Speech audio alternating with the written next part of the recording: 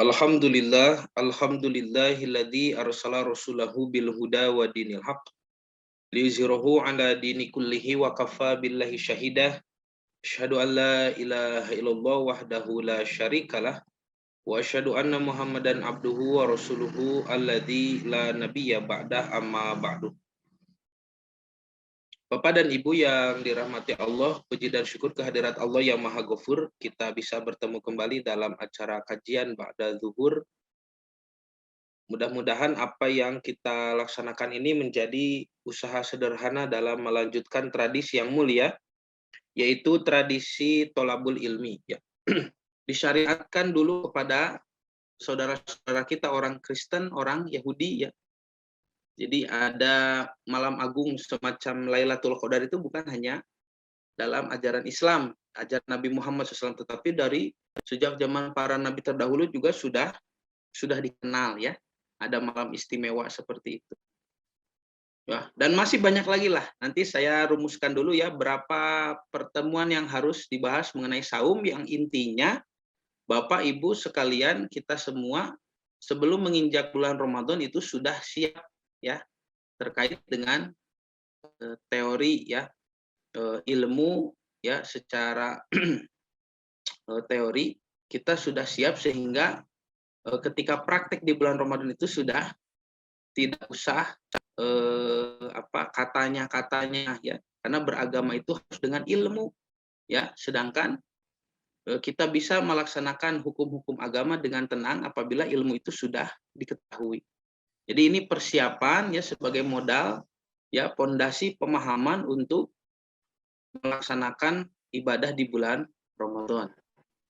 Nah, jadi kalau dihitung ya Bapak Ibu, Ramadannya Rasulullah SAW itu sudah sejak dari dulu ya, sudah sejak dari di Mekah Nabi bertemu dengan bulan Ramadan. Tetapi Ramadan yang disebut bulan yang agung, penuh berkah, penuh ampunan, itu baru Ramadan tahun kedua di Madinah. Ya. Nah, makanya saya mulai materi tentang pengantar ya. Pengantar kepada materi saum itu dimulai dari kejadian-kejadian penting di tahun kedua di Madinah. Ada apa di tahun kedua di Madinah begitu ya? Nanti Bapak dan Ibu kita akan coba untuk melihat ya, bentar, bahwasanya Nabi Muhammad SAW di tahun kedua di Madinah itu menerima begitu banyak sekali perintah ya. Karena itu tahun kedua di Madinah sering disebut Amul Amri begitu ya, tahun perintah. Nah, sebentar di sini dulu ya, sebentar. Jadi ketika Rasulullah SAW itu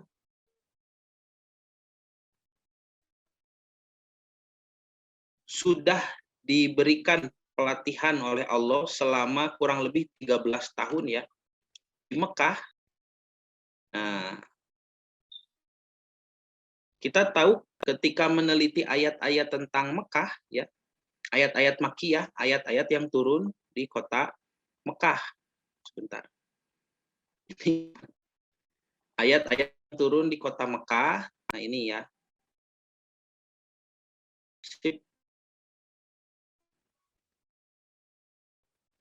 Itu selalu menggunakan kata ganti kamu ya. Nah, ini Bapak Ibu. Nah, bisa dilihat ya.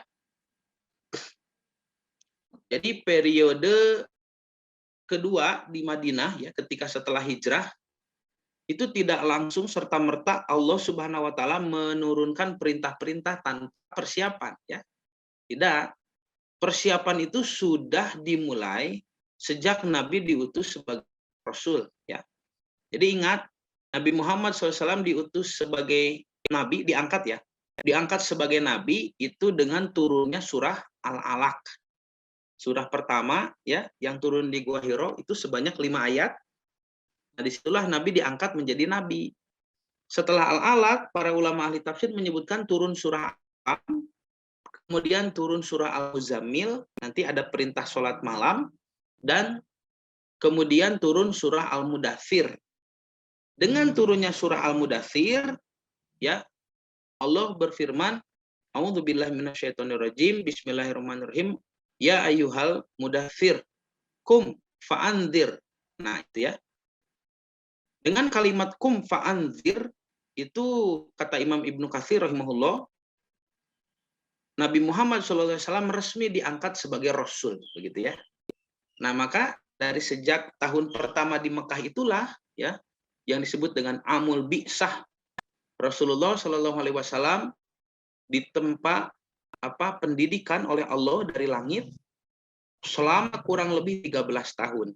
Nah, ini kalau saya gambarkan fase Mekah ya, periodisasi dakwah Rasul ketika Rasul menerima pendidikan dari Allah berupa ayat-ayat Al-Qur'an yang turun kepada beliau sallallahu alaihi wasallam. Di Mekah itu turun sekitar 86 surah. Ya, 86 surah ini terdiri dari 4.780 ayat. Bayangkan itu 13 tahun ya. Itu 4.780 ayat. Nah, yang dimaksud dengan 86 surah ini kita hitung awal ayatnya ya. Kepala ayat, ayat pertama yang turun itu ada 86 surah. Nanti di antara 86 surah ini ada yang ekornya turun di Madinah begitu ya. Nah, tetapi karena kepalanya sudah turun di Mekah maka dihitung ya. Jadi 86 surah sekaligus 4.780 ayat. Ini menurut para ahli ulama tafsir ya. Para ahli ulama ulumul Quran yang menulis kitab-kitab ulumul Quran seperti kitab At-Tibyan tulisan Imam As-Sobuni rahimahullah, ataupun kitab Mabahis fi Ulumil Quran karya Syekh Manna Al-Qattan, atau juga kitab Al-Itqan tulisan Imam As-Suyuti, dan juga ada kitab Al-Burhan ya, tulisan Imam Az-Zarkashi. Masih banyak, ada Manahilil Irfan, ada Dirosah fi Ulumil Quran, banyak ya. Nah, para ulama menyebutkan 86 surah yang turun di Mekah ini adalah sebagai pelatihan bagi Rasulullah SAW secara khusus dan juga para sahabat yang baru masuk Islam yang saat itu jumlahnya masih sedikit. Ayat-ayat yang turun di Mekah itu banyak berisi tentang akidah, ya, akidah. Sedangkan tentang ibadah, perintah ibadah, maka kebanyakan di Mekah itu selalu menggunakan kata ganti kamu. Jadi kalau di Mekah itu, kalau ada perintah ibadah selalu kata gantinya kamu. Ya, contohnya seperti di surah Al-Alaq, Iqra, bacalah oleh kamu, gitu ya. Kemudian ya ayyuhal muzammil, qumil laila ila qalila. Bangunlah kamu di malam hari untuk melaksanakan salat malam. Itu juga kamu. Nanti surah Al-Mudaththir pun, ya ayyuhal mudaththir, wahai orang yang berselimut, qum, bangunlah kamu, fa'anzir, dan berikanlah oleh kamu peringatan. Perintah berdakwah ya. Karena Nabi sudah diangkat menjadi Rasul. Jadi terus saja kamu. Ya, ini bagaimana Rasulullah SAW dilatih ya, semacam training of trainer gitu ya kalau sekarang.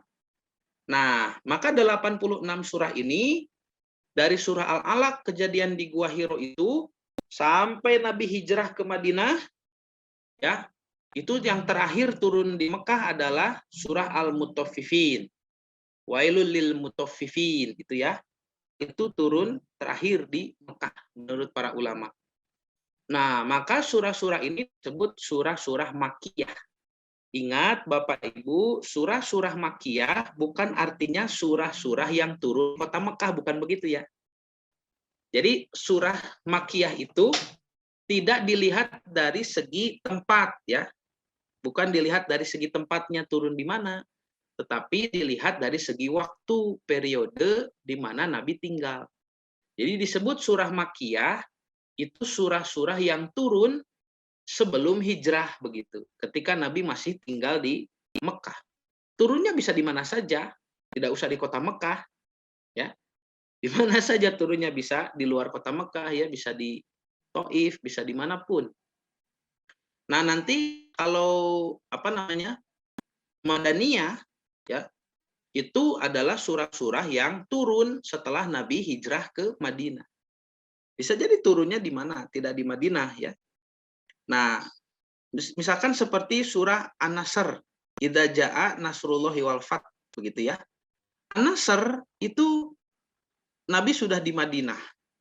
Kejadian Futhu Mekah, dari Madinah Nabi datang ke Mekah lalu membebaskan kota Mekah.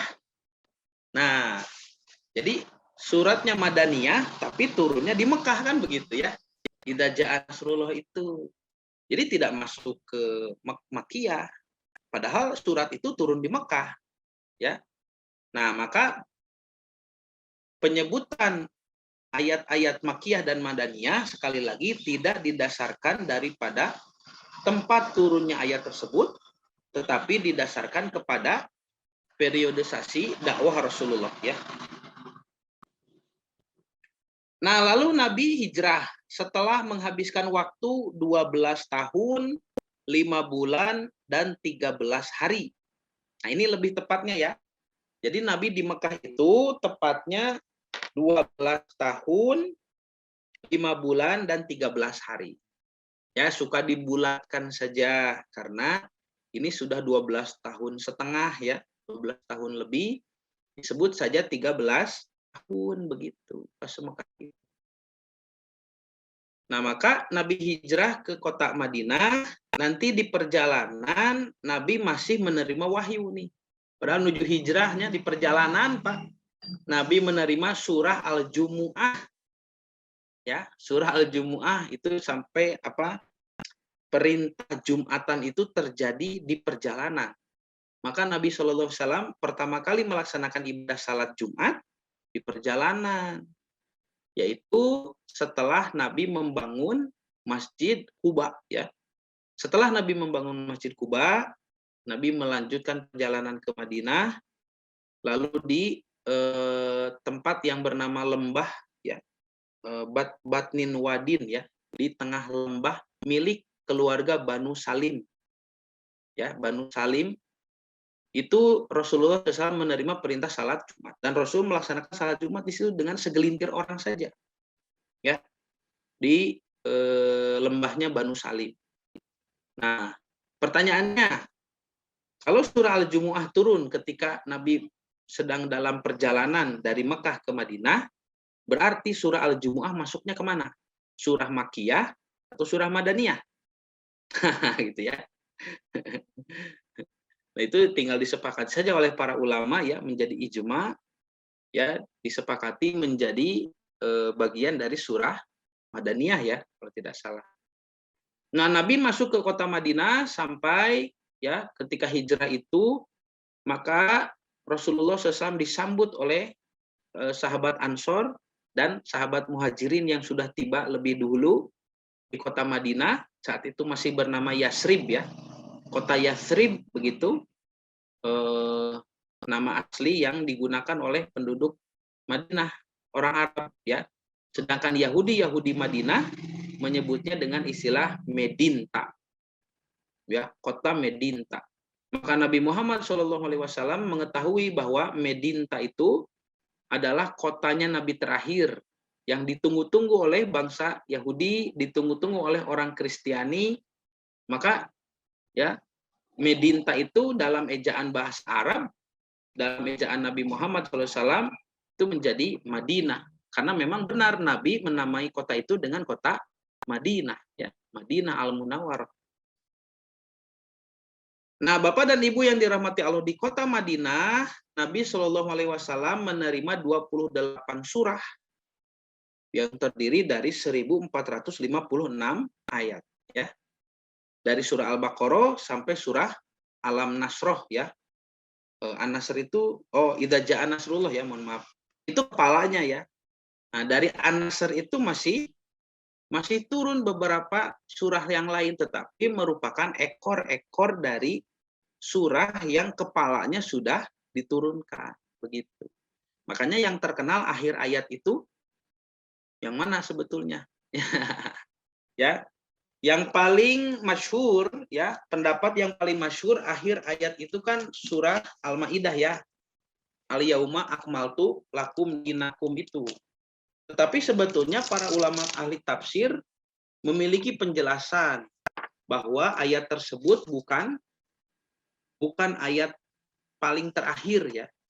Jadi setelah ayat al-yauma akmaltu lakum dinakum itu, Rasulullah Shallallahu Alaihi Wasallam masih menerima ayat ya yang paling terakhir ya, yang paling terakhir ya. Nah, kalau misalkan kita mengambil pendapat dari Imam As-Sobuni ya, Imam As-Sobuni menjelaskan surah Al-Maidah ayat ketiga al-yauma akmaltu lakum dinakum, ini dalam kitabnya At-Tibyan fi Ulumil Quran ya, dianggap sebagai wahyu terakhir.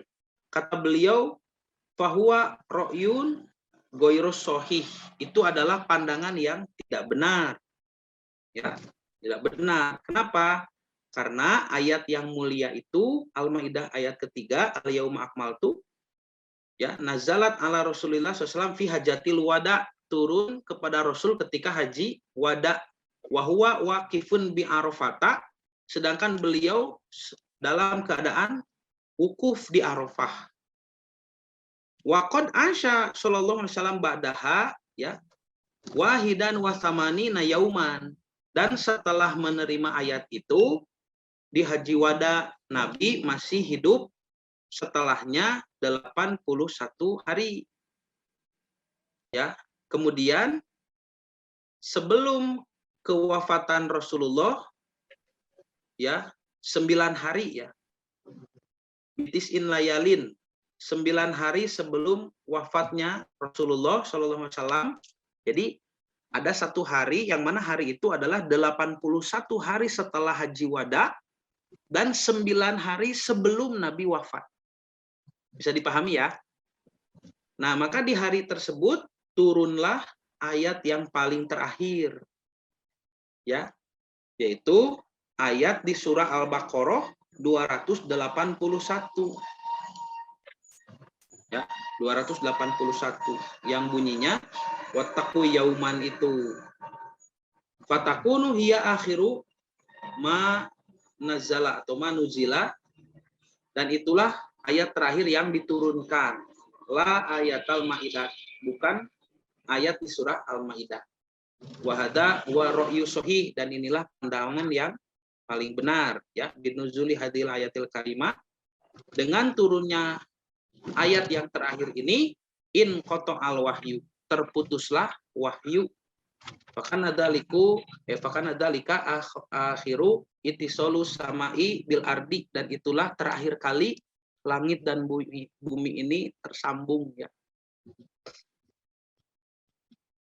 Jadi setelah itu tidak ada lagi wahyu, tidak tersambung lagi langit dan bumi. Nah, begitu Bapak Ibu ya. Wantaqala Rasulullah SAW ila Rafiqil A'la, dan Rasul pergi ke haribaan Allah, ke Rafiqul A'la.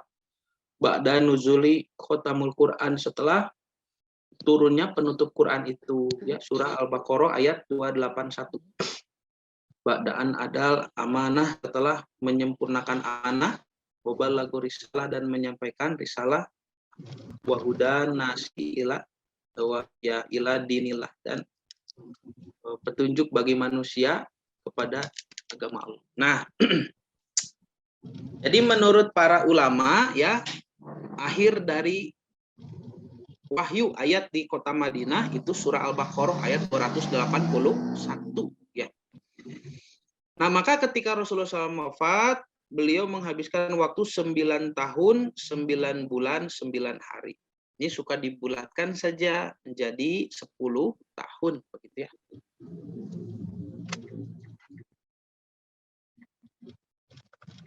Nah, sudah ya. Jadi kita ini sebagai pengingat saja. Sekarang kita lihat bagaimana apa yang terjadi di tahun kedua ketika Rasulullah Shallallahu Alaihi Wasallam berhijrah ke Madinah. Bapak dan Ibu yang dirahmati Allah, Allah berfirman di surah Ali Imran ya, ayat 187. Wa'id akhadallahu mitsaqal ladzina utul kitaba. Dan ingatlah ketika Allah mengambil perjanjian alladzina utul kitaba kepada orang-orang yang diberikan kitab suci, Yahudi dan Nasrani. Apa perjanjian Allah kepada para ahli kitab itu? Yaitu perjanjian yang disampaikan melalui nabi dan rasul terdahulu. Karena tentu saja Allah tidak membuka dialog langsung dengan ahli kitab, ya. Tidak. Jadi ahli kitab itu tidak bicara langsung dengan Allah, tetapi Allah menitipkan perjanjian itu pada lisan nabi dan rasul terdahulu. Apa yang mereka janjikan kepada nabi-nabi mereka dulu, yaitu latubayyinunnahu linnas, ya. Latubayyinunnahu linnas, bahwasanya mereka harus menjelaskan kepada orang-orang tentang kedatangan Muhammad SAW. Wala taktumunahu, dan tidak boleh disembunyikan. Fanabaduhu waru'a zuhurihim, tetapi mereka melemparkan janji itu ke belakang punggung mereka. Washtarau bihi samanan qalila, dan menukarnya dengan harga yang murah. Fabi sama yashtarun, maka buruk sekali jual beli yang mereka lakukan. Nah, jadi di Ali Imran 187 ini Allah mengingatkan kepada kita akan adanya perjanjian yang Allah titipkan kepada lisan Nabi dan Rasul terdahulu untuk umat-umat mereka. Apa perjanjiannya? Adalah latubayyinunnahu, supaya mereka menjelaskan isi kitab suci. Bahwa para Nabi dan Rasul yang terdahulu itu, ya, semuanya pernah membicarakan tentang Nabi Muhammad SAW yang akan datang. Ya, Nabi terakhir yang akan datang. Itu harus dijelaskan. Linasi kepada orang-orang. Wala taktumunahu, dan tidak boleh disembunyikan. Nah, ini sudah pernah dibahas, ya. Bagaimana Nabi Muhammad SAW itu memang dititipkan, ya, oleh para Nabi terdahulu untuk diterima dan untuk diikuti, untuk diimani. Sehingga tidak heran kalau kita melihat ada orang Yahudi di Madinah, ya, ketika Rasulullah SAW hijrah, mereka sudah banyak menempati kota Madinah. Sedang apa di sana? Ya, silakan tanyakan kepada rabi-rabi Yahudi, sedang apa ada orang Yahudi di Madinah? Tentu saja sedang menanti hijrahnya sang Nabi terakhir. Mereka pikir Nabi terakhir itu akan berasal dari keturunan mereka. Makanya mereka hijrah ke Madinah. Bisa dipahami, ya? Jadi di dalam kitab Torah disebutkan bahwa Nabi terakhir itu hijrah ke Gurun Faran. Gurun Faran itu adalah gurun tempat tinggal Ismail dan keturunannya. Ya, yaitu yang sekarang disebut Hijaz, Mekah dan Madinah.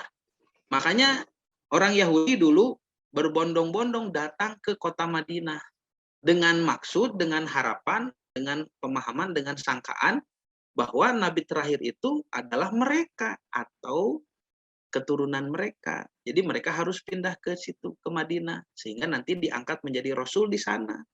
Tetapi ternyata Nabi terakhir itu malah datang dari keturunan Ismail, ya. Dan inilah yang menyebabkan mereka kecewa. Ini sudah GR ratusan tahun begitu. Ditunggu-tunggu, ya, seratusan tahun. Ya, kita kenal kan di Madinah ada Banu Nadir, Banu Qainuqa, Banu Quraizoh, begitu, ya. Suku-suku Yahudi Madinah itu 3 suku yang bisa dibilang terpandang. Mereka membangun benteng sendiri, mereka punya kedudukan, mereka sudah terorganisir hidupnya secara formal, ya, dan rapi. Tetapi nanti ada juga Yahudi-Yahudi yang membaur bersama Aus dan Khazraj.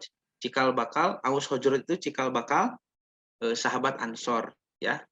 Nah, Yahudi yang bergabung dengan sahabat Ansor itu seperti Banu Najjar, ya. Banu Najjar itu adalah suku daripada nenek buyut Nabi Muhammad SAW.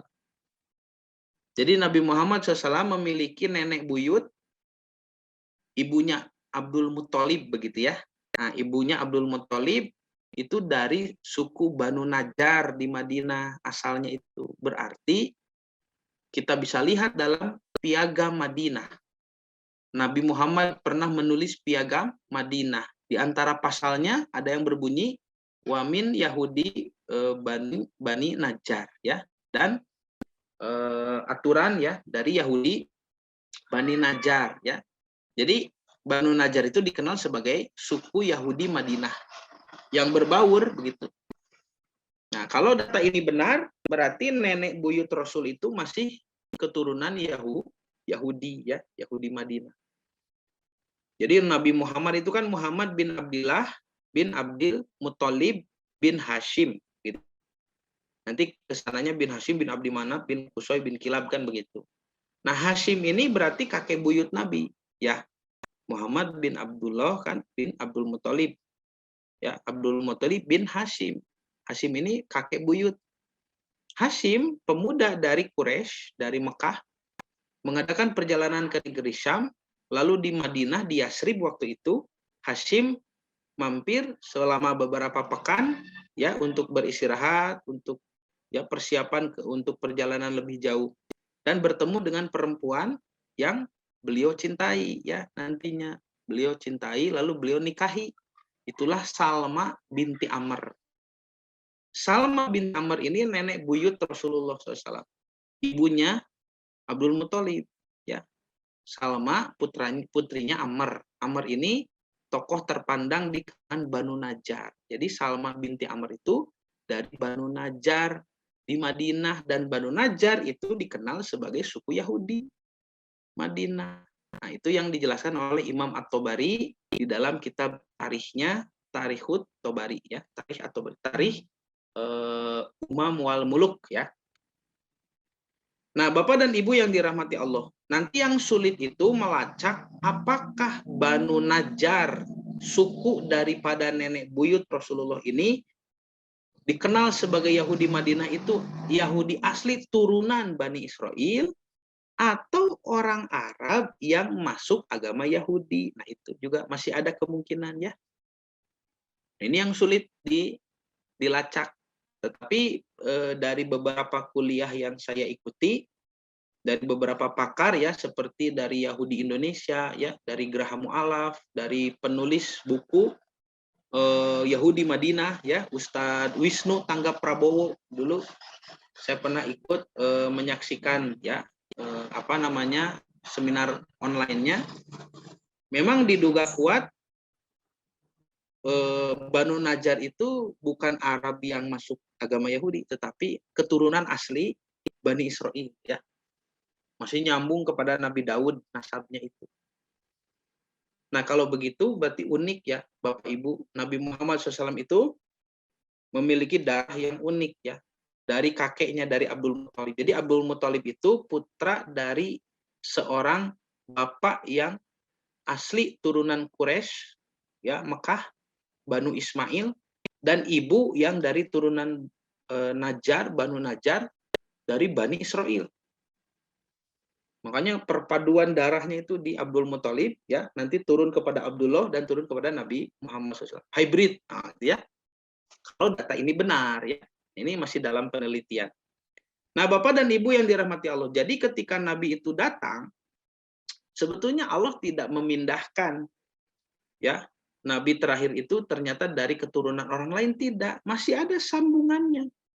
Berhubungan nasab dengan Bani Israel masih ada dari nenek buyut tadi ya. Sedangkan di dalam hukum keyahudian, seseorang dianggap sebagai Yahudi asli, Yahudi tren, Yahudi nomor 1, itu kalau ibunya orang Yahudi. Ya. Kalau perempuannya Yahudi, bapaknya orang asing, tidak jadi masalah. Tapi kalau sebaliknya, bapaknya Yahudi, ibunya orang asing, itu nanti jadi Yahudi kelas 2. Sedangkan Nabi Muhammad ini dari Abdullah, dari Abdul Muthalib. Abdul Muthalib itu diturunkan gen Yahudi, kalau ini benar, itu dari perempuan, dari ibunya. Ya. Jadi harusnya diakui kenabian ya atau kerasulan Muhammad itu sallallahu alaihi wasallam. Tetapi ya sikap daripada ahli kitab yang kecewa, terlanjur kecewa karena Rasul terakhir itu bukan dari keluarga mereka, dari keturunan mereka secara langsung, padahal kedatangannya sudah ditunggu-tunggu dan akan menjadi kesempatan terakhir untuk bertobat, mereka sia-siakan, mereka tolak, ya. Dan dampak dari penolakan inilah yang nanti akan berujung pada perubahan-perubahan syariat di tahun kedua di Madinah. Nah, bisa dipahami ya. Jadi Allah berfirman, surah Al-Baqarah 101, "Walamma ja'ahum rasulun min indillahi musaddiqun lima ma'hum nabadha fariqum minal ladina utul kitaba kitaballahi wara'a zuhurihim ka'annahum la ya'lamun." Dan setelah datang kepada mereka seorang rasul dari sisi Allah yang membenarkan apa yang ada pada mereka, sebagian dari orang-orang yang diberi kitab Taurat melemparkan kitab Allah itu ke belakang punggungnya, seolah-olah mereka tidak mengetahuinya. Tuh, gitu ya. Jadi mereka menolak ini ya, kerasulan Muhammad. Jadi mereka kecewa karena menganggap Muhammad itu bukan dari keluarga mereka secara langsung. Meskipun mereka tahu nasab Nabi Muhammad itu. Nasab Nabi Muhammad itu bersambung lewat nenek moyang ya, ataupun bersambung dari jalur bapak, dari jalur paternal ke Nabi Ismail, dan Nabi Ismail pun dihormati kok di dalam kitab Torah mereka. Jadi mereka tahu betul nasab Nabi Muhammad SAW. Allah berfirman di dalam surah Al-Baqarah, "Innaladina atainahumul kitaba ya'rifunahu kama ya'rifuna abna'ahu." Mereka mengenal Muhammad seperti mengenal anak mereka sendiri. Ya, tetapi mereka tidak mau terima karena mereka inginnya nabi terakhir itu hanya dari suku Bani Israel. Nah, sebagai pengingat saja, Bapak Ibu yang dirahmati Allah, Bani Israel adalah 12 putra Yakub yang semuanya laki-laki, dilahirkan dari 4 perempuan, ya, 2 istri Yakub dan 2 lagi hamba sahaya Yakub alaihissalam. Yakub bergelar hamba pilihan Tuhan. Dalam bahasa Ibrani disebut Israel. Isro artinya pilihan, Il atau Eli artinya Tuhan. Takade matak sok aya Bu Eli-nya. Bu Eli teh Tuhan, sorry dimanya. Nah, maka dari istri pertama Siti Lea ini melahirkan 6 putra ya, Ruben, Simon, Lewi, Yuda atau Yehuda, Isahar, Zabulon. Isahar, Zabulon nanti belakangan lahirnya. Dari Siti Bilha dulu ya, hamba sahayanya Lea, lahir Dan dan Naftal. Dari Zilfa lahir Jad dan Asher, baru Siti Rahel dinikahi. Padahal Yakub itu kekasih sejatinya itu Rahel ya. Tetapi ketika Rahel dilamar, kata bapaknya Rahel masih punya kakak begitu yang belum menikah, yaitu Lea. Akhirnya boleh dinikahi dua-duanya. Syariat zaman dulu masih boleh. Kalau sekarang tidak boleh. Tidak boleh menikahi perempuan yang bersaudara kandung ya dalam satu pernikahan. Sudah dilarang oleh surah An-Nisa ya. Kalau dulu ini masih boleh. Maka Siti Rahel baru dinikahi karena beliau mengalah kepada kakaknya dulu, Siti Lea. Ini contoh bukti bahwa Rahel itu solehah, ya, perempuan yang solehah. Dan ternyata perempuan yang sangat cantik. Sehingga Nabi Yakub jatuh cinta itu kepada Rahel awalnya. Dari mana kita tahu Rahel ini cantik? Rahel itu ibundanya Nabi Yusuf alaihissalam. Ya, jadi Nabi Yusuf kan tampan sekali. Ya, ada laki-laki setampan itu, terbayang ibunya seperti apa, ya, cantik sekali. Nah, jadi Rahel itu perempuan yang solehah dan juga cantik.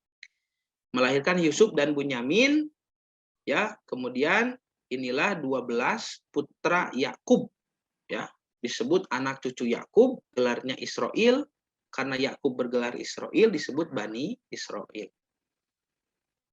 Nah, sedangkan Nabi Muhammad SAW bukan dari keturunan Yakub, tetapi dari keturunan pamannya Yakub, yaitu saudaranya Ishak yang beda ibu, ya, bernama Ismail, Nabi Ismail alaihissalam. Ya. Dan itu ditolak.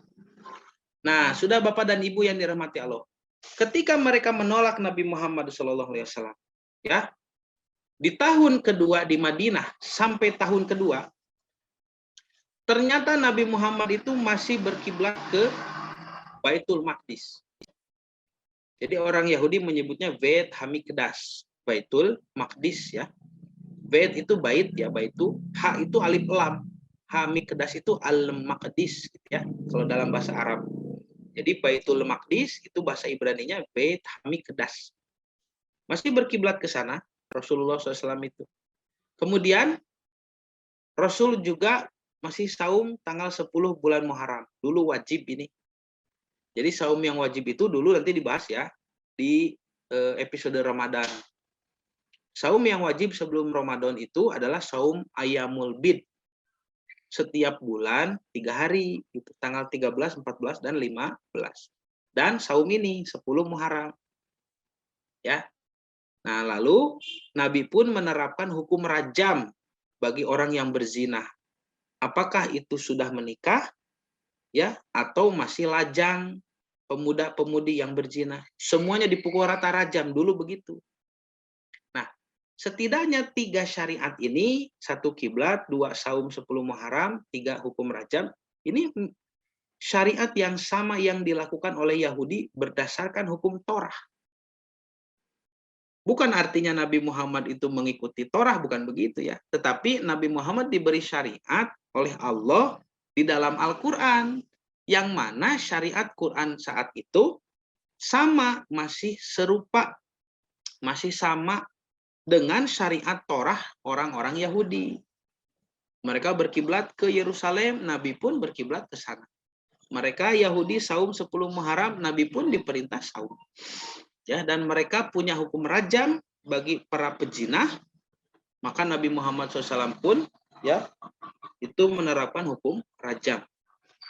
Tetapi Bapak Ibu yang dirahmati Allah, kemiripan-kemiripan syariat ini tidak serta-merta menjadikan bangsa Yahudi yakin bahwa Muhammad adalah Nabi dan Rasul yang diutus dari Tuhan yang sama, yang mengutus Musa, mengutus Daud dan Sulaiman. Ya. Itu mereka tidak mau terima. Ya.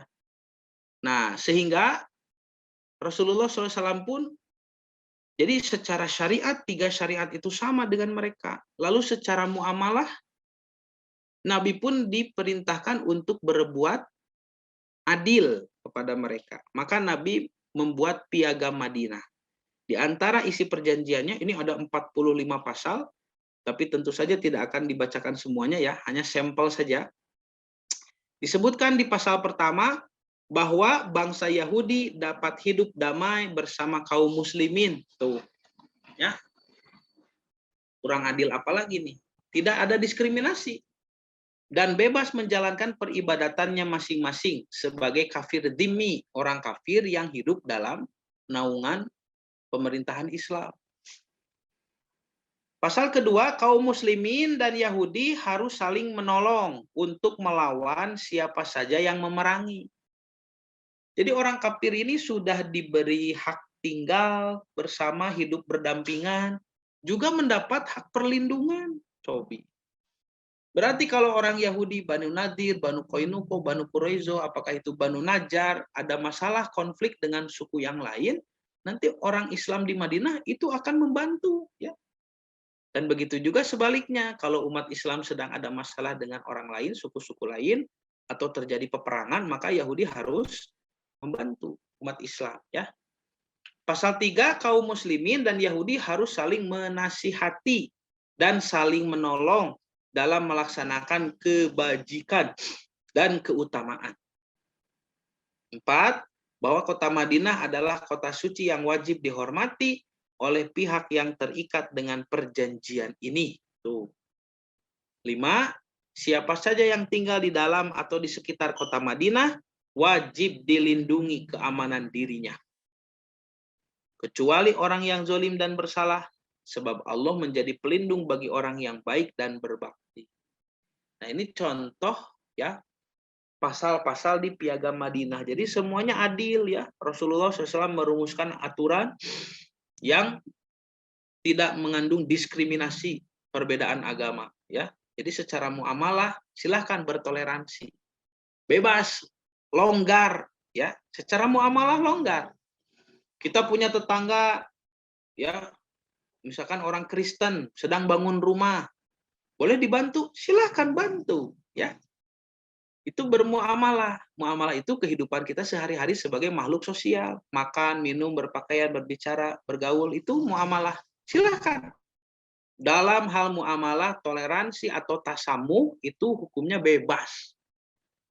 Ya, muamalah itu bebas. Hatta yakuma dalilu ala nahyihi, sampai ada dalil yang melarang. Awas Bapak Ibu, jangan, silahkan makan apa saja, jangan makan babi, darah mengalir, bangkai, kemudian sembelihan bukan karena Allah. Ini ada orang kafir mentraktir kita makanan yang mengandung babi, ya tidak boleh. Meskipun kita bergaul dengan mereka, silakan, bebas, ya. Menghargai mereka sesama manusia itu harus bagus, bebas. Itu secara muamalah. Ya, misalkan tetangga kita orang Yahudi atau orang Kristen, dia memberikan makanan seperti misalkan nasi kuning, atau ya misalkan memberi hadiah bakso gitu ya, itu silahkan. Tapi kalau bipang bagaimana? Bipangnya babi panggang, tidak boleh, ya. Tetangga kita orang Kristen ngajak ngopi, ya ayo ngopi, sope ngopi. Yang si abang ngopi bang, gitu ya. Silakan, jadilah tetangga yang sebaik mungkin, ya. Jadilah seorang Muslim yang toleran. Tidak usah tegang dengan orang-orang yang berbeda agama. Silakan. Itu contoh dari Rasulullah SAW. Tetapi kalau si abang ngajak minum bir, tidak boleh, ya. Maka ditolak dengan cara yang santun. Tidak bisa, karena saya tidak boleh minum alkohol. Dan seterusnya, ya, itu muamalah bebas. Toleransi muamalah itu bebas. Yang tidak boleh itu nanti toleransi dalam akidah dan ibadah. Tolong dipahami, toleransi dalam akidah dan ibadah itu ketat. Masa masalah seperti ini saja tidak bisa dipahami oleh orang Islam sekarang? Toleransi itu yang longgar itu dalam hal muamalah. Sedangkan dalam hal akidah dan ibadah ketat, tertutup, tidak boleh jatuh hukum ayat lakum dinukum waliyadin. Bagimu agamamu, bagi kami agama kami. Tetangga kita merayakan hajatan pernikahan, misalkan. Kita bertahniah, selamat ya nikah. Boleh, silakan, muamalah itu mah. Tetangga kita lulus sekolah, oh selamat ya, silakan, muamalah. Tetangga kita diterima pekerjaan, woi selamat ya, semoga kerasan kerja di sana. Boleh, silakan. Tapi ketika tetangga kita merayakan Natal, tetangga kita merayakan Yom Kippur, merayakan Hari Raya Nyepi, misalkan kalau orang Hindu, kita tidak boleh mengucapkan selamat Hari Raya itu, karena itu ranah akidah dan ibadah. Bisa dipahami ya? Itu yang dimaksud lakum dinukum waliyadin. Bagimu agamamu, bagi kami agama kami. Masalah agama masing-masing. Maka toleransi atau tasamuh dalam hal beragama cukup dengan sikap membiarkan. Antep we. Itu rek Natalan, rek nyian pohon cemara, naon angkeun we antep. Itu kita sudah membiarkan saja, itu sudah toleransi yang sangat bagus. Tidak diganggu, tidak dilarang, tidak dicegat, tidak dicelakai. Itu sudah toleransi yang cukup, ya. Tidak usah kita merusak agama kita sendiri dengan alasan toleransi. Sampai datang ke tempat ibadah mereka bawa nasi tumpeng arek nanaonan. Itu orang yang tidak paham atau pura-pura tidak paham bahwa toleransi itu kalau dalam ranah muamalah longgar, silahkan, sampai menginjak pada yang diharamkan, tidak boleh.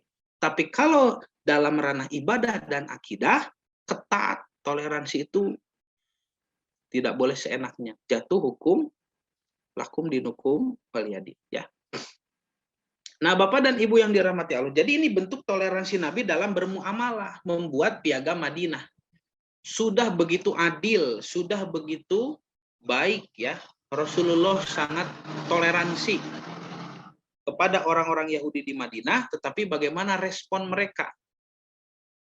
Nah, yang pertama, mereka sering memperolok Nabi Muhammad SAW dengan menuduh bahwa agama Islam yang dibawa Nabi hanyalah jiplakan daripada agama mereka. Makanya nanti Allah Subhanahu wa taala pun banyak berfirman di dalam Quran untuk menantang orang yang ya meragukan kebenaran atas kerasulan Nabi Muhammad dan atas diturunkannya Al-Quran kepada beliau. Allah sering menantang kan, buatlah satu surat semisalnya, buatlah satu ayat semisalnya, gitu kan? Atau buatlah tandingan Al-Quran, ya, dan panggillah kaum kaum kalian, ya, yang membela kalian, panggil semuanya. Kalau dari golongan manusia panggil, dari golongan jin pun kalau ada panggil. Suruh mereka kerjasama membuat Al-Quran tandingan. Kalau benar Quran itu tulisan Muhammad, tulisan seorang manusia. Coba bikin. Nah, begitu ya. Nah, lalu mereka juga merespon bahwa Muhammad adalah seorang nabi palsu yang haus akan kekayaan dan kekuasaan. Nah, yang ketiga, pelanggaran perjanjian perdamaian dan percobaan pembunuhan. Jadi, setelah tidak hanya mengolok-olok Nabi dan juga menuduh ya Nabi itu orang yang haus kekayaan dan kekuasaan, mereka juga berani melanggar perjanjian, ya, dan percobaan pembunuhan kepada Nabi Muhammad. Justru nanti yang berhasil dibunuh itu ada sahabat ya, sahabat Nabi di pasar Koinuko itu ada yang dipukuli sampai meninggal. Jadi mereka melanggar sendiri piagam Madinah, maka Nabi Muhammad SAW bersikap tegas. Nah ini Bapak Ibu, kita belajar banyak dari akhlak Rasulullah SAW. Bagaimana bermuamalah dengan orang kafir, ya, dengan orang yang menutup diri dari Allah. Kafir itu artinya menutup diri. Nabi sangat toleransi, ya. Nabi menetapkan hukum-hukum yang adil. Tetapi dalam hal ibadah, akidah, Nabi tidak pernah mengucapkan selamat, intinya selamat itu tidak. Nabi hanya bertoleransi dalam muamalah. Akan tetapi, ketika aturan yang Nabi terapkan itu tidak dihormati, tidak dihargai, malah dilanggar dan dilecehkan, maka Nabi Muhammad SAW bukan keledai, bukan orang yang bodoh. Ya, tidak seperti pemimpin-pemimpin Islam yang ketika Islam dihina, dilecehkan, dicaci maki, mereka diam saja. Ya.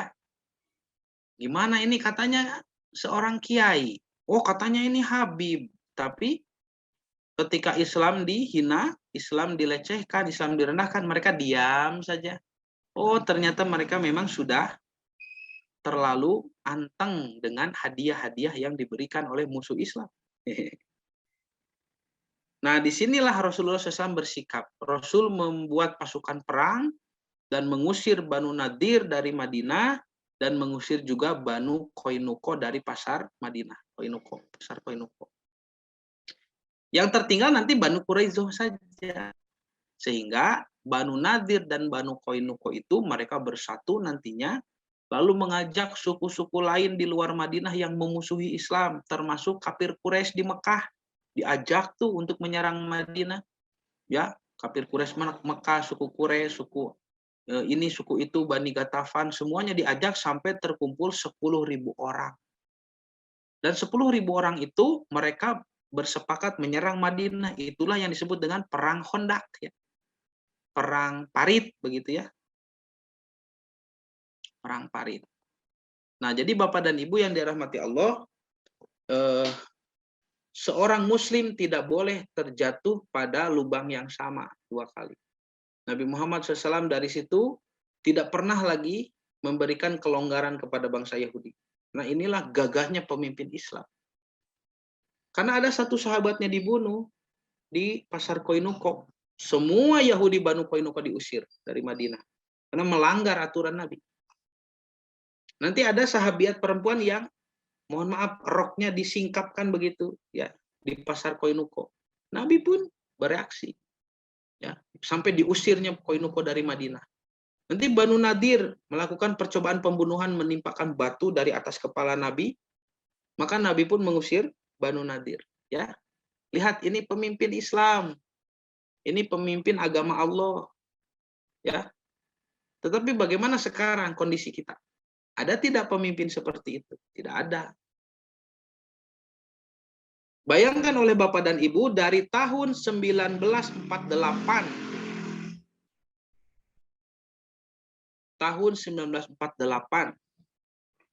bangsa Palestina itu dibunuh, ditembak, dibantai, digorok, diculik, dimutilasi, diperkosa, ditelanjangi, dilecehkan. Ya, dari mulai kepemimpinan siapa itu?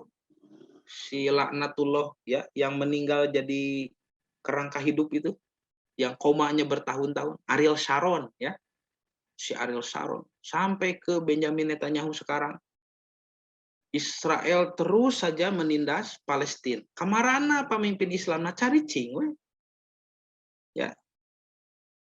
Padahal kan tidak jauh dari Palestina itu ke arah utara ada Turki, ya, ke arah selatan ada Saudi, ke arah barat timur, ya, ke arah timur ada Irak, Iran, ya.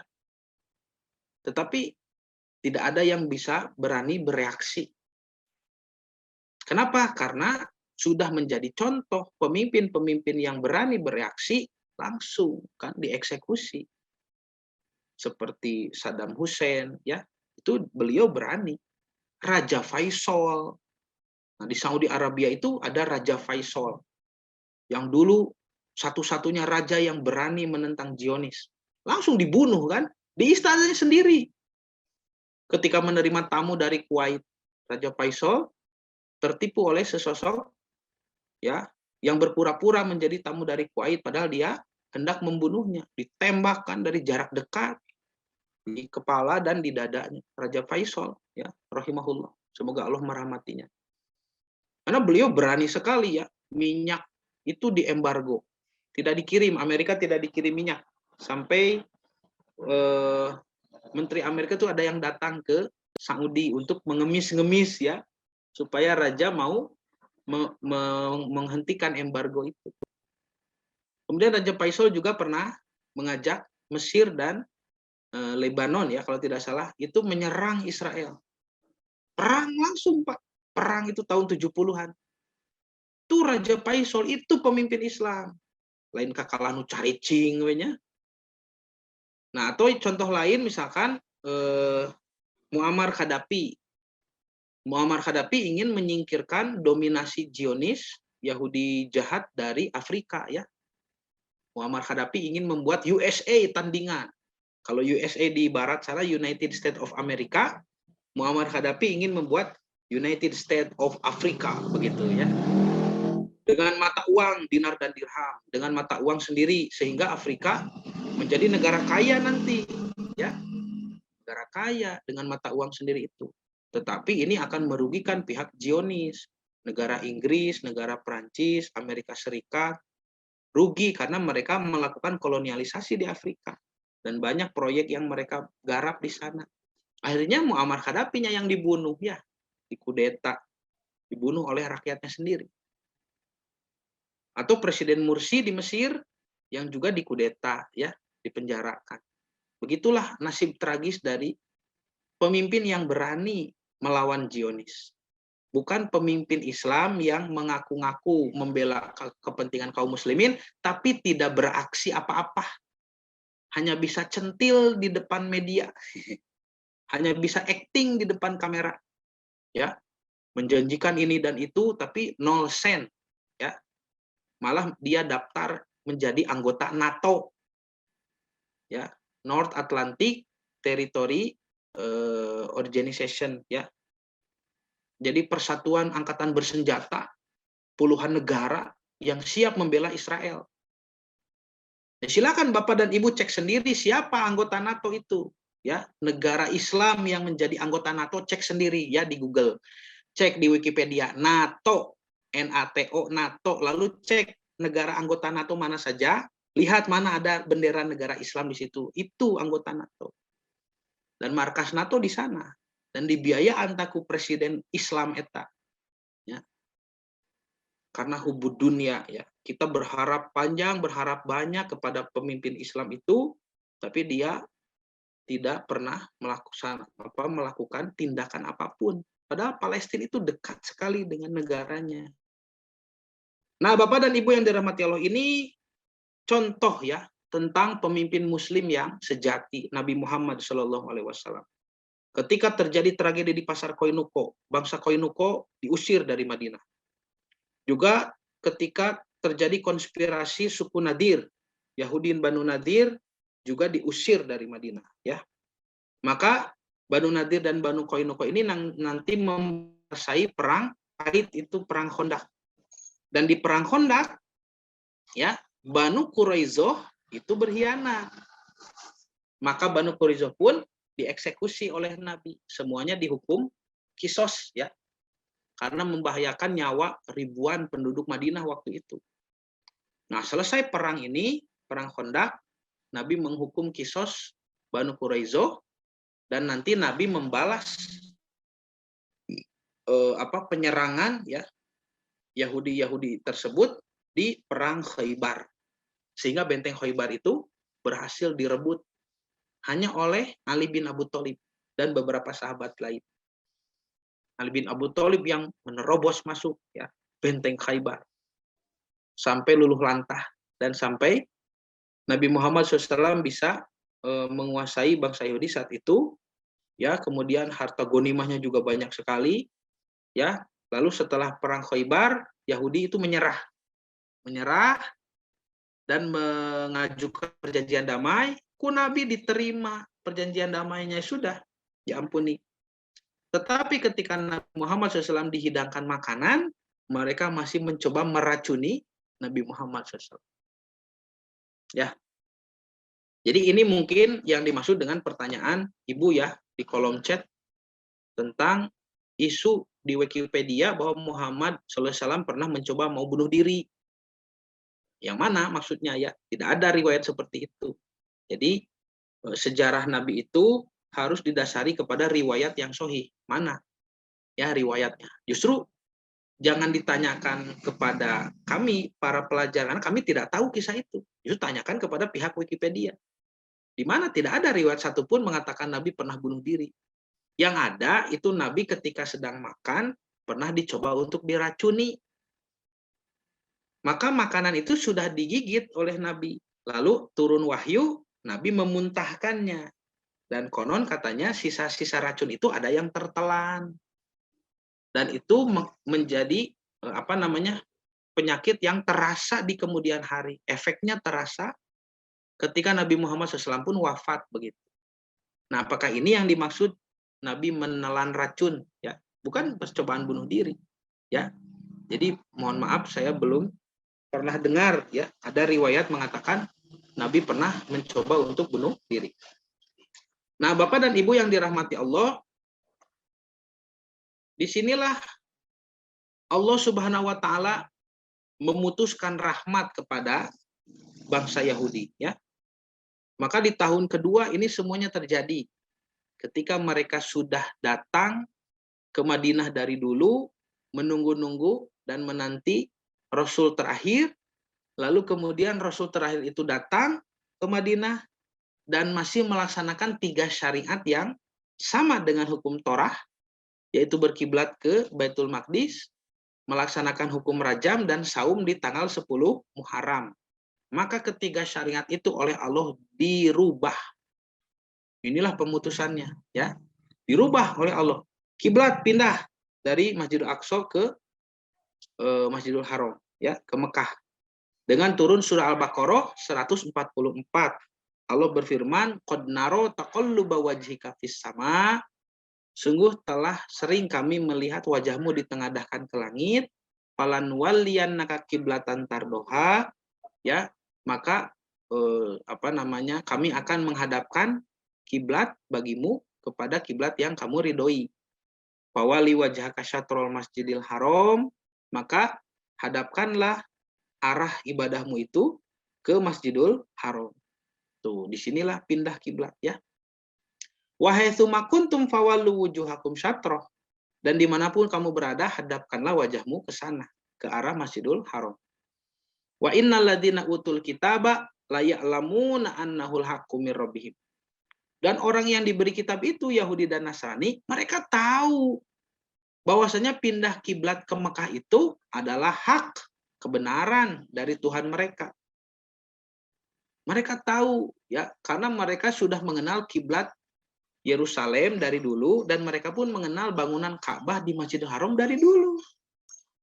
Saya pernah meneliti ya tentang apa status Ka'bah dan kota Mekah dan Masjidil Haram di zaman Nabi Musa, di zaman Nabi Daud, di zaman Nabi Sulaiman, di zaman Nabi Zakaria, di zaman Nabi Isa, apa statusnya? Karena kan sudah ada. Karena Masjidil Haram dan Mekah itu sudah ada. Ya, karena yang membangunnya adalah kakek buyut mereka semua, yaitu Nabi Ibrahim alaihissalam. Jadi sudah ada ketika Nabi Musa membelah lautan dari Mesir, itu sudah ada. Ya, Mekah, Masjidil Haram, Hajar Aswad, itu sudah ada. Ya. Dan kalau kita lihat di dalam kitab Zabur Nabi Daud, kota yang disebut dengan Lembah Bakah. Dan Lembah Bakah itulah kota Mekah. Nabi Daud rindu pergi ke sana. Ya, untuk melaksanakan ziarah katanya. Ziarah apa? Ya ziarah mengunjungi rumah Tuhan, apalagi kalau bukan haji. Dan perintah haji ada di dalam kitab Yahudi. Ya. Saya baca di dalam Torah itu ada, ya. Bunyi ayatnya kalau tidak salah, Shalosh sharegalim tahogli vashana. Shalosh sharegalim, 3 kali pengulangan. Tak kamu hog harus melaksanakan haji. Hog itu haji, ya. Jadi gimel dengan jimel dalam bahasa Arab. Jadi bahasa Arab jim, bahasa Ibrani gim. Hog, tahogli, kamu berhaji untukku, kata Tuhan. Ya, Shalosh sharegalim tahogli vashana. 3 kali dalam setahun. Ya. Jadi 3 kali pengulangan, kamu berhaji untukku, besanah dalam setahun. Itu perintah haji, ya. Nah, maka kota Mekah ini ketika dijadikan kiblat itu bukan sesuatu hal yang baru sebetulnya, karena mereka sudah tahu. Seperti umpamanya kalau umat Islam sekarang misalkan dipindahkan oleh Allah kiblatnya ke Madinah begitu. Karena dari dulu kita menghormati Madinah, dari dulu kita tahu kota suci Madinah, ada Masjid Nabawi di sana. Nah, seperti itu. Jadi kita punya kota Mekah, kita punya kota Madinah, kita tahu dari dulu. Sebagaimana orang Yahudi pun tahu. Mereka punya kota suci Yerusalem dan ada kota Bakah di sana yang dibangun oleh Bapak Ibrahim. Ya. Dan uniknya di dalam Bible, di Injil Yohanes ya, kalau tidak salah, Nabi Isa alaihissalam pernah menyebutkan bahwa kiblat akan berpindah. Jadi Nabi Isa alaihissalam atau Yesus Kristus yang mereka kultuskan pernah ditanya oleh seorang perempuan, kemana saya harus menghadap ketika ibadah? Apakah ke Yerusalem atau ke Bukit Gerizim? Karena ada sebagian Yahudi Samaria yang beribadah menghadap ke Bukit Gerizim. Lalu Nabi Isa alaihissalam menjawab, dengarkan wahai perempuan, akan tiba saatnya engkau menyembah Bapa tidak di gunung ini, tidak pula di Yerusalem. Maksudnya tidak di Gerizim, tidak pula di Yerusalem. Akan pindah menyembah Bapa itu, menyembah Allah itu ke tempat yang lain, menghadapnya. Itulah isyarat pemindahan kiblat. Dan ini terjadi di tahun kedua di Madinah setelah Nabi Muhammad SAW ditolak oleh ahli kitab, gitu ya. Nah ini ya, sudahlah, ini tidak usah. Nah, mohon maaf. Jadi di dalam data para ulama ahli tafsir, ahli sejarah juga ada di tahun kedua di Madinah itu disebutkan rajam yang diganti aturannya. Ada 2 pendapat ya. Dengan turunnya surah An-Nur ayat 2 ini, azaniyatu wazni fajliduhuma ya. Kata jaldah itu ya. Dan orang yang berzina maka dicambuk ya 100 kali. Itu ada ulama yang mengatakan untuk orang berzina yang lajang belum menikah. Sedangkan yang untuk orang yang sudah menikah tetap dirajam. Ada juga ulama yang mengatakan bahwa rajam sudah tidak berlaku. Tetapi dimansuh, diganti oleh hukum jilid, hukum cambuk. Gitu ya. Itu ada 2 pendapat sebetulnya, tetapi yang paling masyhur adalah kalau orang yang berzina itu belum menikah dicambuk, kalau yang sudah menikah itu dirajam. Ya. Allahu a'lam. Nah, yang ketiga, syariat saum. Saum yang dulunya wajib yaitu Ayyamul Bid 3 hari tiap bulan dan saum Asyura tanggal 10 bulan Muharram. Diganti sekarang di tahun kedua di Madinah dengan turunnya surah Al-Baqarah ayat 183 sampai 185 ya, yaitu kewajiban saum Ramadan. Padahal Ramadannya sudah ada sejak dari dulu Bapak Ibu.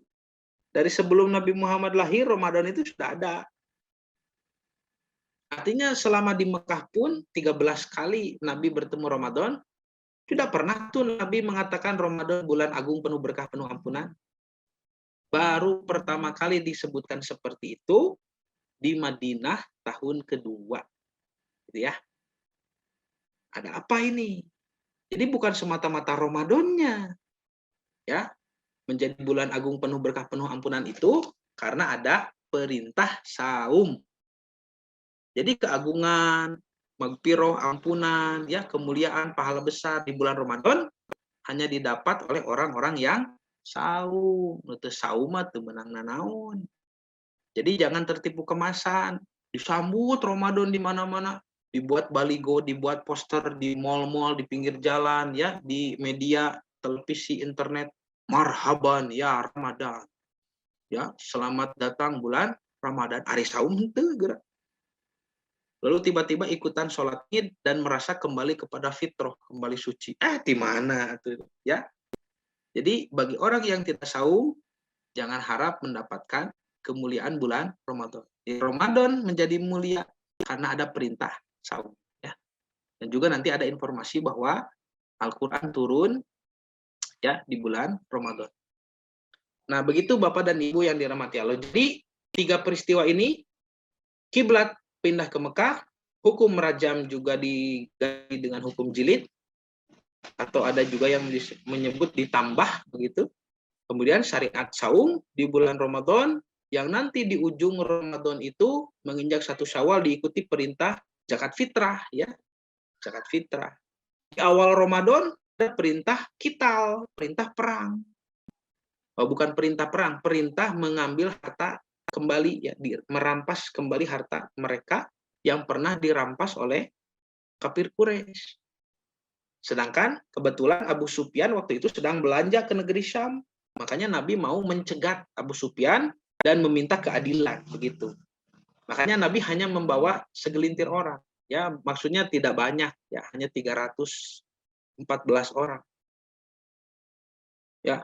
Tetapi pencegatan Rasul itulah yang nantinya akan berdampak pada perang Badar, ya. Jadi perang Badar itu skenario Allah. Nabi itu tidak sengaja ingin berperang, ya. Dan itu terjadi di bulan Ramadan tahun kedua di Madinah saat para sahabat sedang saum. So kebayang Bapak Ibu, sahabat mah nuju saum perang atuh. Kalau kita gimana? Kalau orang awam justru sedang saum itu malah seperti korban perang, gitu ya. Nangkuban, banyak saum teh kitu atuh, ya. Saum itu tidak boleh diperlihatkan rasa lelah, rasa lemas, kemudian pusing, lapar, dahaga itu tidak boleh diperlihatkan, harus seger, harus disembunyikan. Karena ibadah saum itu sir, ibadah yang tersembunyi, ya, ibadah yang tertutup, ya, dan hanya Allah yang mengetahui orang sedang saum. Tidak ada ibadah yang tidak punya ciri, semuanya punya ciri kecuali saum. Orang sholat kelihatan kan ruku sujudnya itu, orang sodako juga kelihatan, ya, ngasih uang kemudian transfer begitu, ya Ibu. Tapi orang yang saum apa cirinya? Tidak ada. Leuleus, aduh nu teu saum nu leuleus mah seueur, ya. Naon atuh bau cenah. Itu yang tidak saum pun bau sama. Jadi tidak ada ciri yang pasti kalau dia itu begini 100% dia sedang saum, tidak ada, ya. Itu ibadah saum itu ibadah yang luar biasa, ya. Dan Allah Subhanahu wa taala sangat menyukai, ya, aroma mulut orang yang sedang saum. Bukan artinya Allah tidak bisa membedakan bau. Itu bahasa kiasan. Orang sedang saum karena taat, karena mengharap ridho Allah, dia menyembunyikan ibadahnya. Dan Allah sangat cinta dengan perkara itu. Itu oleh Nabi dibahasakan seperti Allah menyukai bau mulut orang yang saum. Gitu, ya. Nah, Bapak dan Ibu yang dirahmati Allah, itulah kejadian-kejadian penting di tahun kedua ya di Madinah sebelum syariat saum Ramadan diwajibkan. Nah, nanti selanjutnya kita akan bahas tarikh tasyri, bagaimana syariat Ramadan ini ya awalnya diperintahkan, ya saat sedang apa Nabi menerima perintah itu, lalu apa dampaknya bagi para sahabat, lalu dibandingkan dengan saum-saum di kota Mekah, Ayyamul Bid dan 10 Muharram, apa bedanya ya. Itu nanti dibahas insya Allah di pertemuan selanjutnya ya. Jadi waktunya sudah habis ya, pas ya. Nah, sekian dulu yang bisa disampaikan. Mudah-mudahan apa yang disampaikan menjadi sedikit tambahan ilmu yang bermanfaat, khususnya bagi saya sendiri, dan menjadikan motivasi beribadah kepada Allah lebih tinggi. Saya tutup dengan doa Rabbana atina fid dunya hasanah wa fil akhirati hasanah wa qina adzabannar. Aqulu qouli hadza wa astaghfirullah li wa lakum. Wassalamualaikum warahmatullahi wabarakatuh.